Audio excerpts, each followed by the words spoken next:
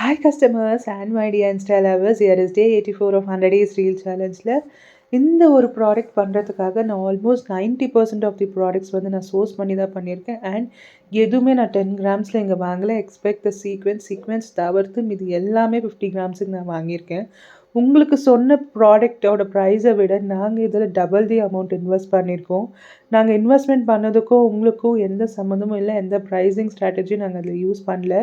எங்களோட working charge நாங்கள் use பண்ண ப்ராடக்ட்ஸுக்கான சார்ஜ் மட்டும்தான் நாங்கள் கால்குலேட் பண்ணி சொல்கிறோம். இதுவே நீங்கள் ஹை ப்ரைஸிங்குன்னு சொன்னால் இந்த ஒரு ப்ராடக்ட்டுக்கு நாங்கள் இன்வெஸ்ட் பண்ண அமௌண்ட் வந்து எங்களுக்கு ஃப்யூச்சரில் நாங்கள் இந்த ப்ராடக்ட்டை இந்த ரா மெட்டீரியல்ஸ் யூஸ் பண்ணாலும் பண்ணலாம், பண்ணாமையும் போகலாம். அந்த மாதிரி யூஸ் பண்ணாத ப்ராடக்ட்ஸும் என்ன மாதிரி க்ரியேட்டர்ஸ் கிட்ட நிறைய இருக்கும். நீங்கள் யாராச்சும் இதே மாதிரி ப்ராப்ளம்ஸை ஃபேஸ் பண்ணியிருக்கீங்கன்னா எனக்கு கீழே கமெண்ட் பண்ணுங்கள்.